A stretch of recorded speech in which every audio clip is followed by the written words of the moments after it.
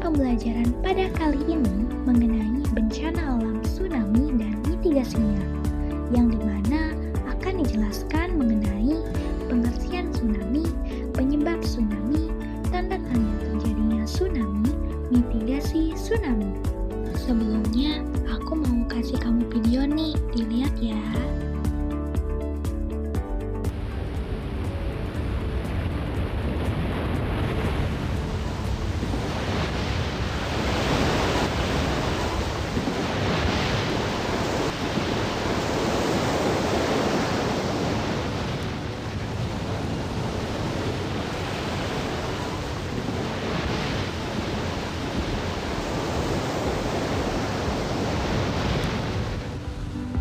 Nah, teman-teman, serem banget ya bencana alam tsunami ini. Kira-kira kalau kalian ada di sana, apa yang akan kalian lakukan? Dan apakah tsunami ini datang secara tiba-tiba atau ada tanda-tandanya ya? Oke, kalau teman-teman belum tahu tanda-tanda akan terjadinya tsunami dan apa yang akan teman-teman lakukan jika berada di situasi tersebut, maka kita akan bahas pertanyaan tersebut secara singkat dan jelas ya. Pertama-tama, kita perlu tahu dulu apa yang dimaksud dengan tsunami. Tsunami berasal dari dua kata, yaitu su yang berarti pelabuhan dan nami yang berarti gelombang. Jadi, tsunami diartikan sebagai gelombang yang menyerang pelabuhan atau daratan. Tsunami disebabkan oleh adanya perubahan atau deformasi pada dasar laut. Peristiwa deformasi pada dasar laut dapat disebabkan oleh adanya gempa bumi tektonik dengan magnitudo lebih besar dari 7 dan kedalaman sumber gempa kurang dari 70 km, letusan gunung Merapi di dasar laut, longsoran yang terjadi di dasar laut atau longsoran di darat yang masuk ke dalam laut, dan meteor yang jatuh ke laut. Apakah teman-teman pernah mendengar istilah zona megatrans? Zona megatrans merupakan daerah pertemuan lempeng tektonik. Lalu, bagaimana zona megatrans memicu gempa dan tsunami di Indonesia? Ada satu sumber gempa yang terlupakan, yaitu outerization. Bukan hanya sumber gempa subduksi lempeng, outerization atau sumber gempa di luar zona subduksi juga sebagai ancaman gempa kuat yang berpotensi menimbulkan tsunami. Ketinggian tsunami di laut relatif lebih rendah, namun memiliki kecepatan yang sangat tinggi. Semakin mendekati daratan, tinggi gelombang tsunami akan semakin meningkat, namun kecepatannya akan semakin berkurang. Ketinggian tsunami juga dipengaruhi oleh bentuk pantai.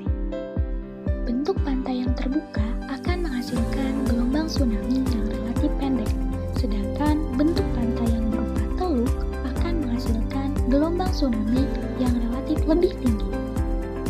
Karena sifatnya yang datang dengan cepat, maka kita harus mengenali tanda datangnya tsunami. Sebelum datangnya tsunami, terlebih dahulu akan terasa getaran yang kuat karena gempa bumi yang menyebabkan kita susah berdiri. Dan pada umumnya diikuti dengan surutnya permukaan air laut yang relatif cepat, serta terlihat gelombang tajam berwarna pekat di horizon sejajar permukaan air laut, diikuti dengan suara gemuruh keras dari air tsunami yang mendekat. Untuk itu, masyarakat hendaknya mengetahui tempat dan jalur evakuasi terdekat dari tempat berada dan memahami 3 langkah tanggap tsunami, yaitu tanggap gempa bumi. Waspada ketika terjadi gempa bumi yang guncangannya dirasakan lama, dapat memicu tsunami dalam waktu singkat. Maka jauhi pantai dan tepi sungai serta cari informasi apa yang terjadi. Tanggap peringatan. Dapatkan informasi peringatan dini tsunami dari BMKG. Jika terdengar bunyi sirine, masyarakat harus segera melakukan evakuasi. Tanggap evakuasi. Setelah merasakan gempa bumi atau menerima peringatan tsunami, masyarakat harus segera melakukan evakuasi ke lokasi yang lebih aman.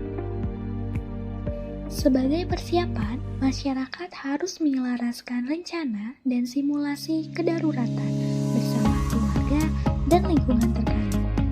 Setelah terjadi gempa, masyarakat tidak disarankan pergi ke pantai untuk mengecek dan melihat datangnya tsunami, karena gelombang tsunami bergerak sangat cepat. Jangan menggunakan kendaraan saat evakuasi, karena berpotensi menyebabkan kemacetan dan menghambat proses evakuasi. Saat terjadi tsunami, masyarakat disarankan tetap berada di tempat yang tinggi dan aman. Jika gelombang pertama yang datang telah surut, jangan segera turun ke tempat yang lebih rendah, karena gelombang tsunami tidak datang sekali. Bisa jadi gelombang selanjutnya yang datang justru lebih tinggi dan berbahaya. Saat terjadi tsunami, masyarakat yang berada dalam kapal segera arahkan kapal ke laut, jangan mendekat ke pantai. Pastikan bahwa teman-teman telah memperoleh informasi bahwa ancaman tsunami sudah berakhir dari BMKG, bukan dari informasi yang tidak valid asal sumbernya. Tetap menjauhi area gedung yang rusak, area yang tergenang, dan jauhi jaringan instalasi listrik serta pipa gas. Dengan mengenali tanda-tanda tsunami serta persiapan mitigasi yang matang, maka diharapkan bahaya dari bencana ini dapat dihindari. Nah, dari penjelasan yang sudah aku sampaikan, kira-kira teman-teman sudah paham belum ya mengenai tsunami, tanda-tanda datangnya tsunami, dan mitigasi bencananya? Jadi, menurut teman-teman, apakah masyarakat Indonesia, khususnya di daerah yang rawan bencana tsunami, telah memahami dan melakukannya dengan baik dan benar?